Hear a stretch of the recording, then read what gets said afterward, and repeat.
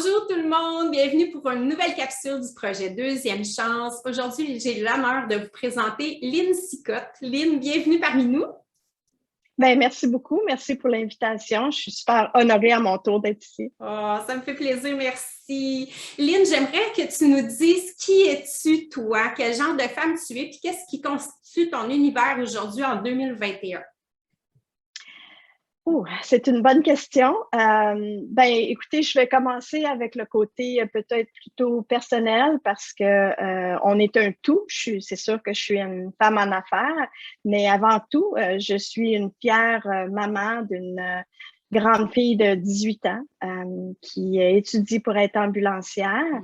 Et on a aussi, j'ai aussi un conjoint, l'amour de ma vie, je dirais.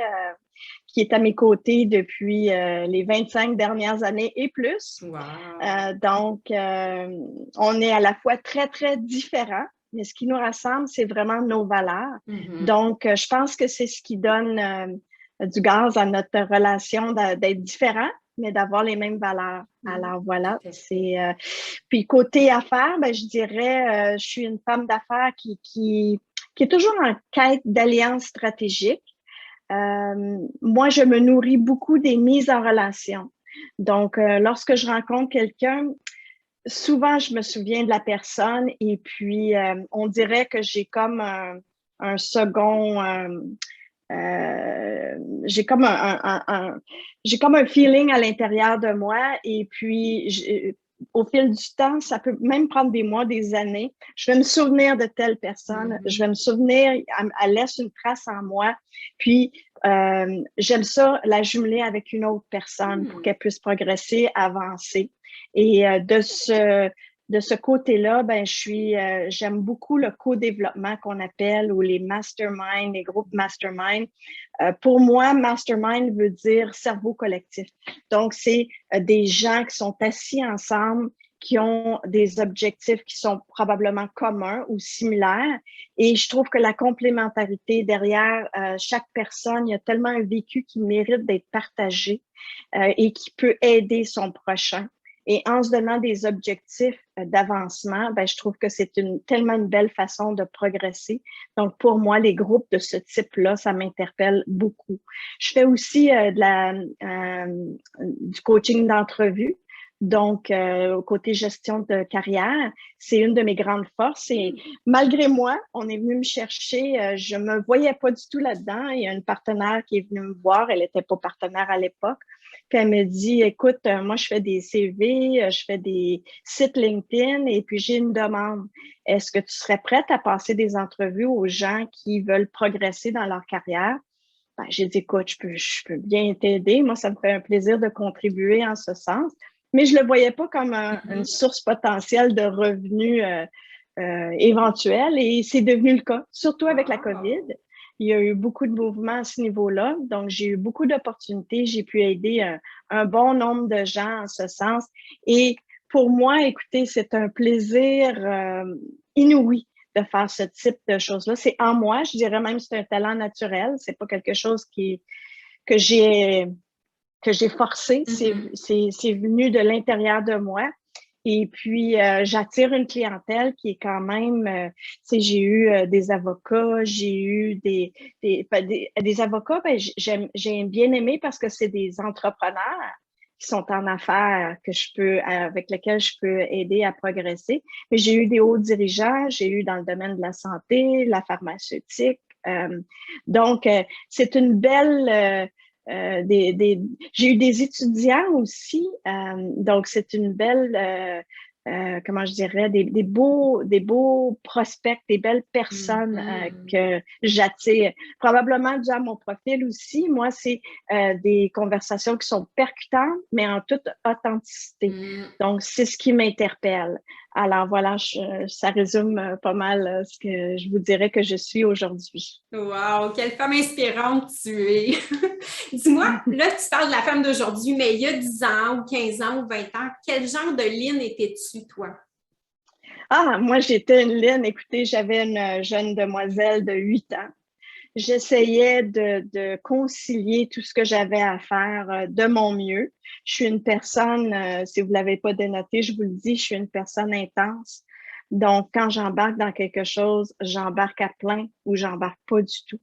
Et je travaillais pour une entreprise qui est devenue pan-canadienne au fil du temps. Donc, j'étais aux ressources humaines, je m'occupais de l'Est du Canada, donc 17 succursales, 400 employés, et puis il y avait une équipe aux ressources humaines.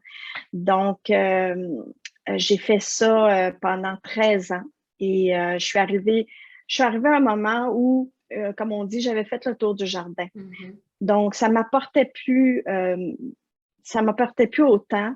Je me sentais plus à ma place comme je l'avais déjà senti au début quand j'ai commencé ce travail-là. Et d'un commun accord, on est arrivé à une situation où j'ai préféré quitter. Et je me suis cherchée pendant un bon moment. Je me suis cherchée dans toutes ces descriptions de tâches-là, tout en essayant de reprendre le temps perdu, parce que comme je vous disais, je suis une personne intense. Donc, moi, je calcule pas mes heures. Je travaillais, de là, j'ai appris la performance à outrance, où ça peut nous mener.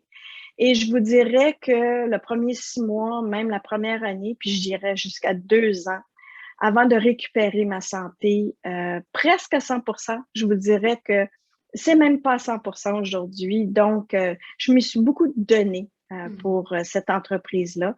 Donc, j'ai pris plus de temps avec ma famille, mais je me retrouvais pas dans ces fameuses descriptions de tâches de tout inclus. On dirait qu'on cherche monsieur et madame tout le monde qui a toutes les qualités, qui a toutes les compétences. Moi, je me disais, c'est plus mon fort, les mises à pied, les mesures disciplinaires, en fait, tout ce qui est négatif en entreprise. Moi, ce que je veux faire, c'est pousser le positif, élever le positif en la personne. Chaque personne a sa place et mérite de la trouver sa place, être sur son X, comme on dit. Et c'est en ce sens que je voulais faire une différence. Donc, au début, je m'étais dit, j'avais quitté en faisant un diagnostic organisationnel. Et je me suis dit, pourquoi c'est pas plus commun? Il y a 10 ans, aujourd'hui, c'est plus commun.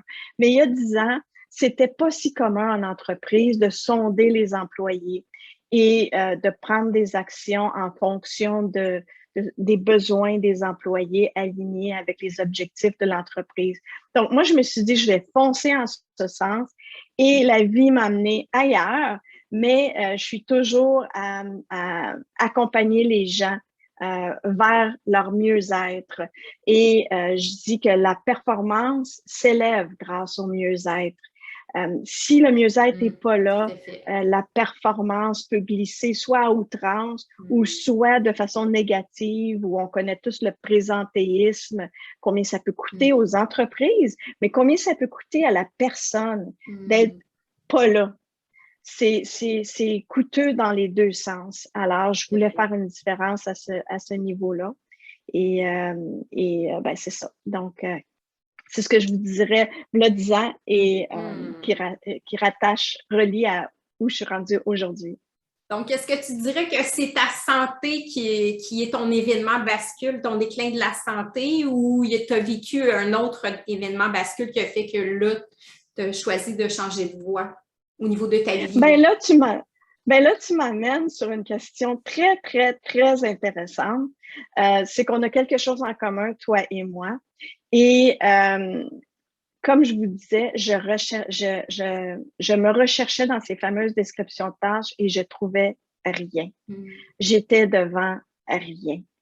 Et je me disais, quelle est la prochaine étape? Et la prochaine étape, étrangement, et puis je croyais sincèrement, vraiment, là, je croyais que j'étais en train de me faire arnaquer. Je suis tombée sur, ça s'appelait à l'époque d'Annie Grimard, le manager urbain. Je suis tombée sur ce site-là et j'ai adoré ce qui se présentait là-bas. Et j'ai eu, c'est à travers cette organisation-là que j'ai connu Martin Latulippe de l'Académie Zéro Limite. Et là, je me suis dit, écoute, tu es sans emploi. C'est tout un programme là, qui est offert à gros prix. Mais j'ai tellement reçu de Martin, je me suis dit, ça se peut pas que ce soit une arnaque. J'avais même appelé ma meilleure amie, j'ai dit, je pense, je suis en train de virer folle, France.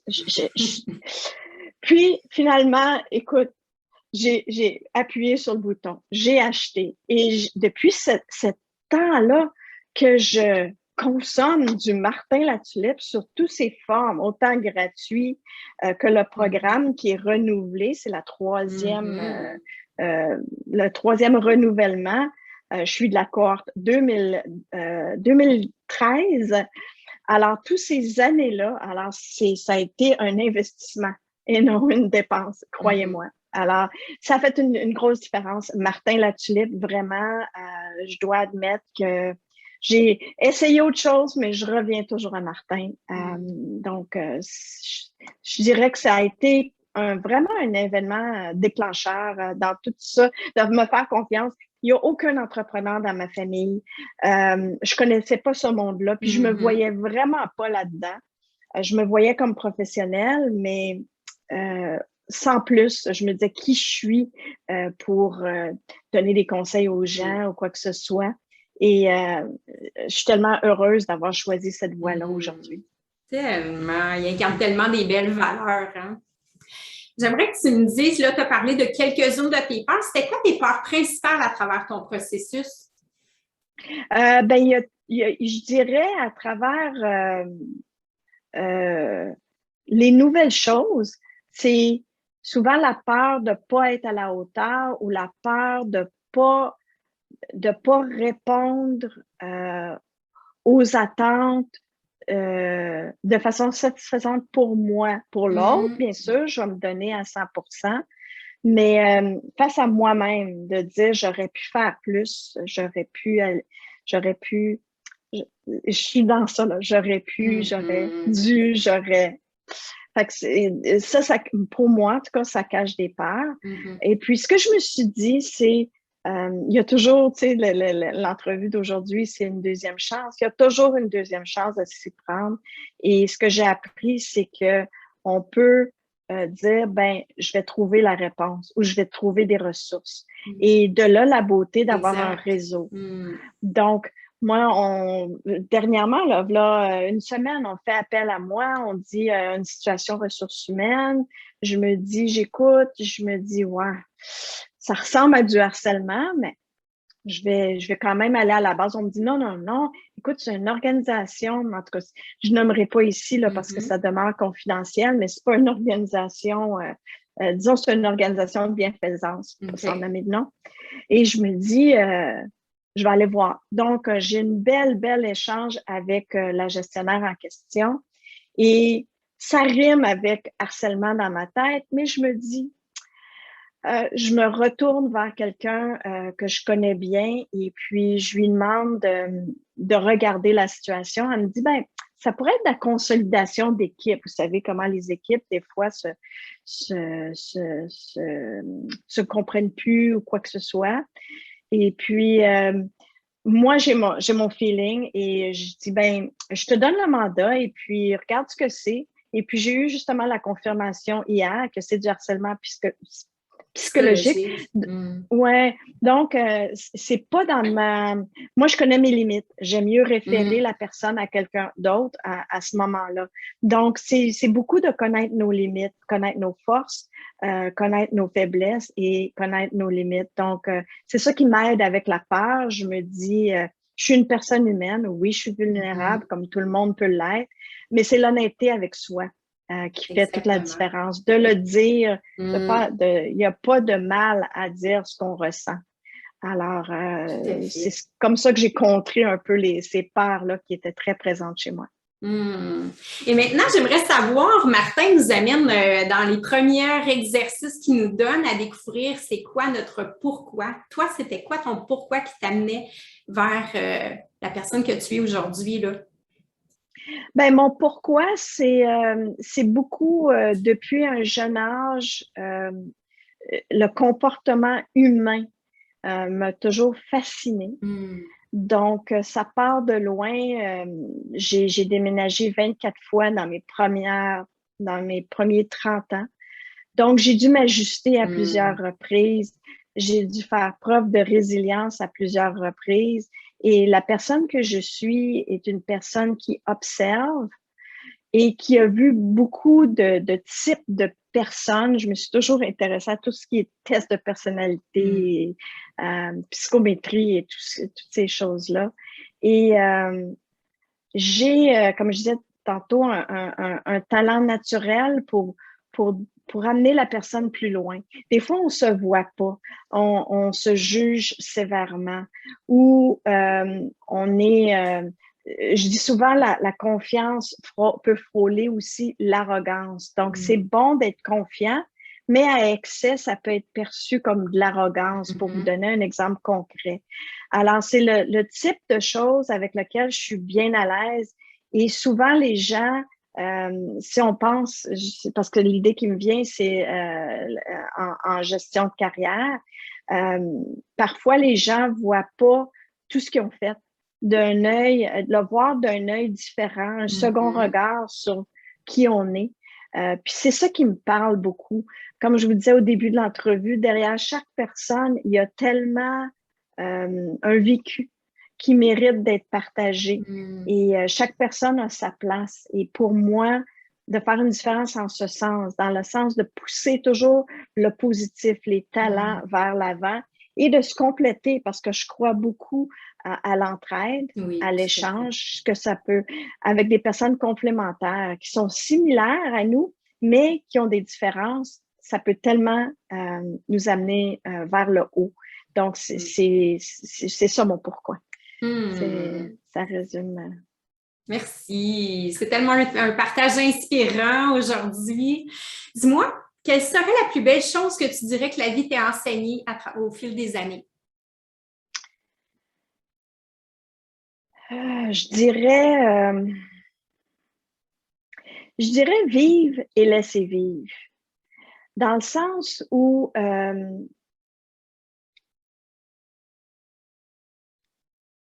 moi, je me dis, chaque personne a des choses à vivre et est rendue où elle est rendue. Et c'est inutile. Il y a quelqu'un qui m'avait déjà dit, la pissenlit, quand même, tu tires dessus pour qu'elle fleurisse. Lorsqu'elle sera prête à fleurir, elle va fleurir. Alors, c'est de mettre toutes les conditions nécessaires, c'est-à-dire qu'il y ait du soleil, qu'il y ait une bonne terre, qu'on l'arrose. Moi, la nature, ça me parle beaucoup. Je dis souvent la nature est mon enseignant. Et en ce sens, ben, je crois beaucoup à ça, vivre et laisser vivre dans le respect. Pour moi, c'est important, le respect de l'autre, le respect de soi. Ça commence par soi toujours, pour aller vers l'extérieur. Donc, je dirais que ça résume ce que je répondrais à cette question-là. Merveilleux. Dis-moi, à travers ton parcours, sur quelles ressources humaines et matérielles as-tu pu compter? Là, tu as parlé de ton conjoint, de Martin, mais est-ce qu'il y a il y en a... Il y en a plusieurs. Oui. Écoutez, j'ai parlé de Martin, donc je ne reviendrai pas sur Martin, mais j'ai aussi basculé vers plusieurs personnes, puis je reviens toujours à Martin, je le précise. Mais il y a eu Sylvain Carufel, il y a eu, je ne sais pas si vous connaissez, de Vivre de sa passion. Il y a eu Harv T. Eker, Millionaire Mind, c'était plutôt en anglais. Mais j'ai vécu l'intensif. Il y avait des week-ends à Montréal. Je l'ai vécu moi-même et j'en ai parlé. Il y a plusieurs personnes qui l'ont vécu aussi, dont mon conjoint. J'étais très fière parce que moi et mon conjoint, on est très différents. Mon conjoint est ingénieur, moi, c'est plus les ressources humaines. Déjà là, vous voyez le contraste, si on peut s'exprimer ainsi. Et puis, il avait adoré cette expérience-là. Je dirais, il y a eu, dans mon milieu, il y a eu Isabelle Lord qui a fait un livre qui s'appelle Leader inspirant. Je le conseille à tous. C'est sous forme de questions et, je dirais, de questions et de réponses, mais c'est plusieurs qualificatifs d'un leader inspirant. Le livre date quand même de plusieurs années, mais je m'y réfère régulièrement. Et puis, je me souviens, il y avait une façon de communiquer. Sous quelle langue on veut communiquer avec un genre de tableau qui Mm. était super intéressant que je me sers encore aujourd'hui. Dernièrement, il y a eu Martin, je me souviens plus de son dernier nom, c'est pas important de toute façon. C'était à l'École des entrepreneurs qui a suggéré un livre qui s'appelle La crise. C'est un livre de Frédéric Lenoir. Durant la pandémie, la crise, Mm. ce livre-là a été bien, bien aidant pour moi de lire d'autres crises. Comment on est arrivé à cette crise-là. Et en tout cas, c'est un livre que je conseille aussi. Et il y a une personne qui me touche beaucoup, que je me dis, ben voyons donc, c'est donc bien talent, mais ça revient. Son nom, c'est Martin Bilodeau. Martin Bilodeau fait des méditations urbaines, comme il dit. Je ne Mhm. sais pas comment les qualifier, mais j'écoute ça et ça m'apaise beaucoup. Donc, ça doit faire, j'ai connu Martin via José Lavigueur.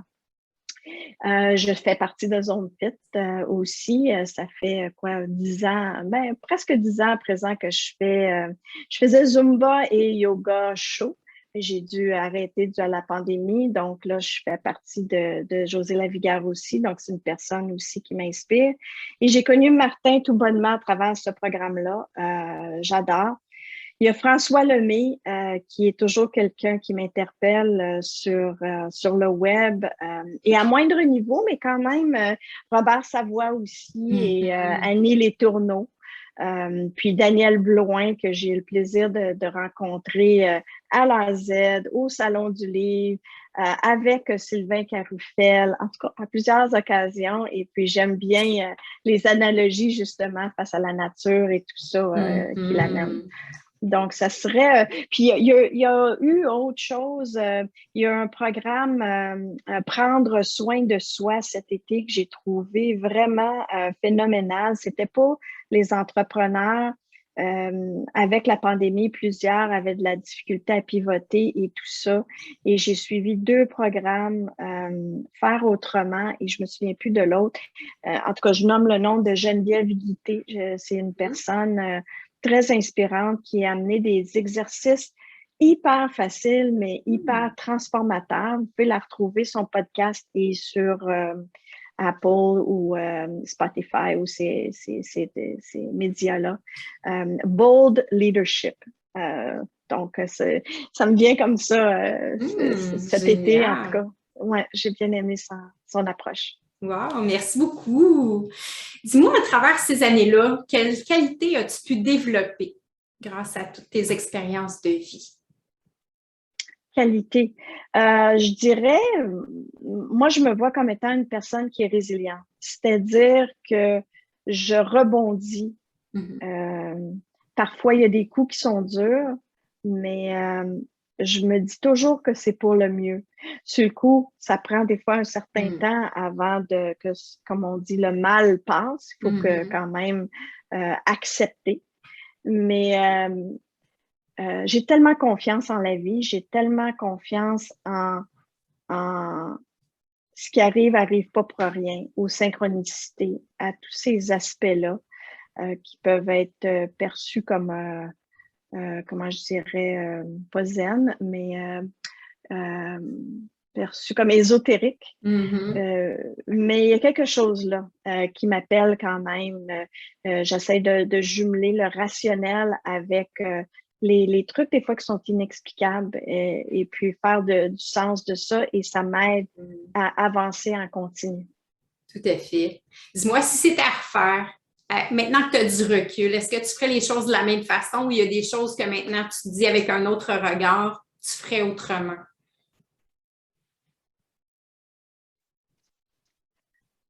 Ah, si je prends ça avec perspective, Mhm. je dirais qu'il y a certaines choses que je ferais autrement parce que j'ai gagné en expérience, j'ai évolué Mhm. nécessairement. Mais dans l'ensemble, ce que j'ai vécu et même chaque jour que je vis, je le vis pleinement. je le vis à 110%. Je prends rien pour acquis. Juste le fait d'être vivante, d'être en santé, je suis en gratitude face à ça. Donc, je me dis, si j'ai pris ces chemins-là, cette direction-là, c'est pas pour rien. C'est sûr que en rétrospective, il y a peut-être des petits tournants que j'aurais pris différemment. Mais dans l'ensemble, je connaissais pas mieux non plus à l'époque. Donc, en respect de tout ça, en respect de la personne que j'étais, ben, j'avais à vivre ce que j'ai vécu et puis je l'assume pleinement. J'y vois avantage, ouais. Mais tout à fait. Puis ça fait en sorte que tu es qui tu es aujourd'hui aussi. Si tout ça n'était pas arrivé, probablement que tu ne serais pas la ligne qu'on a devant nous aujourd'hui exactement, en tout cas. Hein? Il y aurait des petites différences. Effectivement. Ouais. Disons que je te mets face à face avec la Lynn d'il y a 10 ans.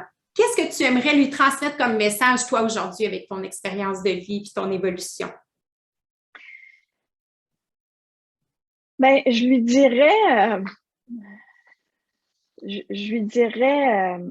vas en vivre des choses. Tu as une vie palpitante devant toi et vis-le à plein. Vis chaque moment à plein. Et arrête-toi. C'est bon d'être dans le moment présent, mais arrête-toi pas seulement qu'au moment présent. Un peu comme si on était dans un véhicule et que on regarde, on jette un coup d'œil dans le passé, mais c'est de voir de l'avant, d'être bien assis au volant et de voir en avant de soi. Le meilleur est toujours à venir. Et de célébrer chaque petit pas qu'on prend chaque petit pas que tu prends en ce moment, de te souvenir d'avoir du fun, d'avoir du plaisir, de célébrer, de prendre les bons moments et de te faire une petite banque de bons moments et puis s'y référer aux besoins. Quel beau message. Puis la Lynn d'il y a 10 ans, là, qu'est-ce que tu penses qu'elle dirait en te voyant toi aujourd'hui? Mais elle dirait « Wow, t'en as parcouru du chemin et félicitations d'être la personne que tu es parce que tu es une personne de cœur, une personne qui contribue sans compter, une personne qui aime la vie et tout ce qu'elle apporte. Continue à être quittée et tu vas aller loin. Tout à fait. Qu'est-ce que tu dirais que c'est ta philosophie au quotidien?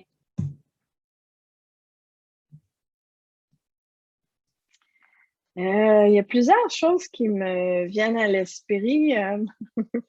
Puis là, je me demande...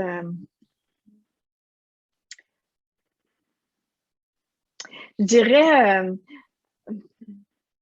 on connaît le dicton chaque jour suffit sa peine, mais je dirais chaque jour suffit sa joie. Je le transformerais le mot peine en joie. Donc, d'être dans la gratitude, de voir les bons moments et d'en profiter au maximum. Très belle philosophie. Est-ce que tu aurais, là, tu nous as parlé de gens, des ressources matérielles sur lesquelles tu as pu compter, mais est-ce que concrètement, il y a des livres sur lesquels tu es tombé qui t'ont particulièrement marqué ou des podcasts? Bien, tu en as parlé un petit peu. Pour madame qui est à la maison, est-ce qu'il y a quelque chose que tu dirais, bien, parmi tout ce sur quoi je suis tombée, ça, c'est vraiment mon incontournable? Oui. Mon incontournable, c'est très, très, très simple. Mon incontournable, je vous dirais, c'est l'entourage que j'ai choisi. Donc, d'avoir un conjoint qui me comprend dans qui je suis, qui me supporte dans qui je suis. C'est un grand support dans tous les sens du terme, sans me sentir dépendante. Parce que pour moi, je viens d'une génération où ce que les femmes souvent avaient choisi le foyer et finissaient par cohabiter avec leur conjoint, je dirais conjoint, parce que c'était l'aspect financier à l'époque qui était important. Donc, de respecter mon indépendance à ce niveau-là pour mon conjoint et d'avoir des bons amis sur lesquels, à n'importe quelle heure du jour, je peux compter n'importe quelle épreuve que je vis. Et j'ai des amis qui sont des amis personnels, mais j'ai beaucoup d'amis professionnels aussi. De se rencontrer régulièrement, de jaser. Moi, j'y arriverais pas seule. Et je pense que c'est en s'entourant de bonnes personnes autour de nous, autant personnellement que professionnellement, que ça aide à garder le cap, garder le momentum. Parce qu'il y a des moments, il y a des traversées du désert qui sont intenses. On vient d'en vivre une avec la pandémie, entre autres. Certains entrepreneurs ne savent plus où mettre la tête tellement ils ont du travail. D'autres, c'est l'inverse. Mais ça a chamboulé pas mal tout le monde. Et c'est là qu'on se rendait compte jusqu'à quel point les gens autour de nous pouvaient faire une différence dans nos vies. En tout cas, dans la mienne. Et c'est ce que je vous dirais qui est précieux à mes yeux, c'est d'être bien entouré. Tout à fait.